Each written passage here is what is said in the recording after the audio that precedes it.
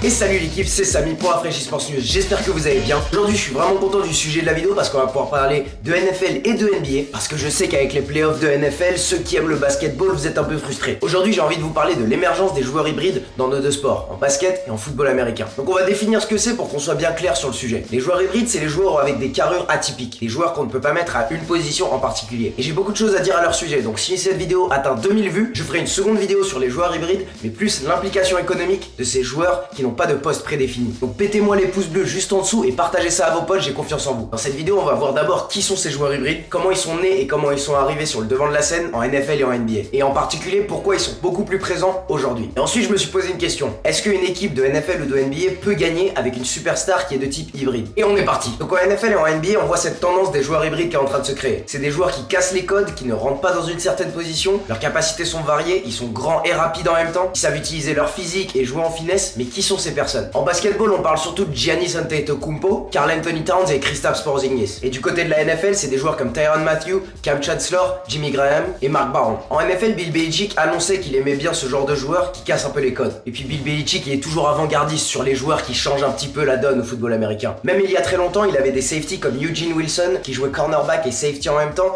et il aimait bien cette variété de postes et cette variété de capacités qu'ils ont. Donc Bill Belichick, qui est un coach qui est très suivi par le reste de la NFL, annonçait qu'il aimait avoir un safety qui puisse aider à arrêter la course ou un linebacker qui puisse aider à couvrir pour une passe. Du côté de la NBA, les joueurs hybrides attirent parce qu'ils peuvent jouer beaucoup de positions. Il y a même des joueurs comme Giannis Antetokounmpo qui peut jouer jusqu'à 4 positions. Je le mettrai pas en tant que pivot, mais il y en a même qui pourraient forcer jusque là. Donc moi je me suis demandé comment ces joueurs sont nés et pourquoi c'est que aujourd'hui qu'on voit des joueurs de ce prototype. Parce qu'aujourd'hui, nos deux sports, le basketball et le football américain, sont en train de changer. Si vous prenez les 10 dernières années et le reste de l'histoire de notre sport, ces deux sports ont changé beaucoup plus dans les 10 dernières années que dans tout le reste de leur histoire. Donc nos deux sports ont changé beaucoup pendant les 10 dernières années. C'est commun de dire que la NBA est beaucoup moins physique qu'il y a 10 ans, et c'est aussi commun de dire la même chose pour la NFL. Le jeu est tourné vers l'extérieur, vers l'attaque, et en attaque comme en défense, les joueurs doivent s'adapter. Donc aujourd'hui, dans nos deux sports, plus que jamais, les joueurs extérieurs sont beaucoup plus valorisés. On parle encore de deux sports très physiques. Même si des gars comme Charles Barkley disent que la NBA est super soft aujourd'hui, ou que les contacts en NFL ont été beaucoup plus réduits, ce sont toujours des sports de contact. Et il y aura toujours un nombre de contacts inévitable.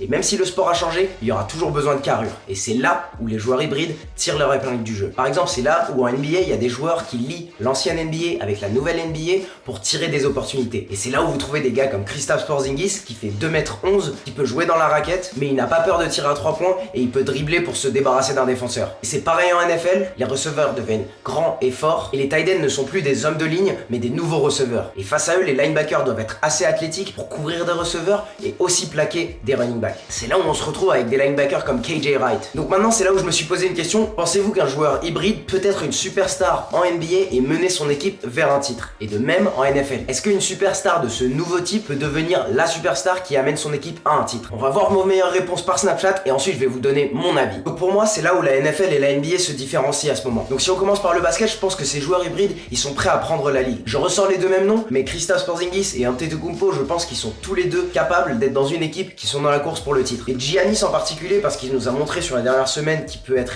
énorme. Et il est assez jeune pour que LeBron James finisse sa carrière et qu'il commence à devenir une vraie menace dans la conférence Est. Pour Porzingis, j'aimerais bien qu'il y ait une vraie équipe autour de lui, que les Knicks passent à autre chose avec Carmelo Anthony, essayer de l'envoyer quelque part et récupérer quelque chose pour construire l'équipe autour de Porzingis. Mais si c'est juste la question de ce joueur, je pense qu'il a toutes ses capacités. En NFL, c'est un peu différent parce que le football américain, c'est le sport collectif par excellence. C'est pas une ou deux superstars qui font la différence. Mais par contre, ce que je vois en NFL, c'est que les défenses de la NFL vont beaucoup changer. La limite entre un linebacker et un safety, elle devient de plus en plus transparente. Avec des joueurs comme Cam Chancellor, Tyrann Mathieu, Mark Barron et le futur qui va sortir de Michigan, Jabril Peppers, les besoins pour ces deux postes deviennent de plus en plus similaires. On a besoin de quelqu'un qui puisse frapper fort, mais qui puisse aussi couvrir des receveurs. Donc je pense que c'est surtout en défense qu'on va voir ce changement se créer au niveau des joueurs. En attaque, ça va être surtout au poste de tight end, mais comme il y en a que un par équipe, on le verra un petit peu moins. Et c'est un petit peu plus discret, mais on le voit aussi sur la ligne défensive. La ligne défensive, il y a 10 ans, c'était des personnes qui étaient grosses. Et bon, bien sûr, ils étaient musclés, mais ils étaient globalement gros. Ils ressemblaient plus à Vince Wilfork ou à Warren Sapp. Et maintenant, même les defensive tackles sont devenus un petit peu plus fins, et ça a commencé avec l'émergence de Ndamukong Kongsu. Donc clairement, en NBA, je pense que les joueurs hybrides sont prêts à prendre leur place. En NFL, un petit peu moins, mais ça va se sentir. Le fait qu'ils puissent couvrir 3 à 4 positions sur un terrain de basket, c'est vraiment important. Et en NFL, ce sera un très bon complément autour d'une équipe plus conventionnelle. Mais ça, au final, c'est mon avis. Dites-moi dans les commentaires ce que vous en pensez. Moi, si vous aimez bien cette émergence de joueurs qui sont non conventionnels et qui jouent différents postes, ou si vous préférez le basketball et le football américain qui se jouent de manière plus conventionnelle. Pensez pas que je suis suis révolutionnaire non plus. En basketball, si un joueur comme Shaquille O'Neal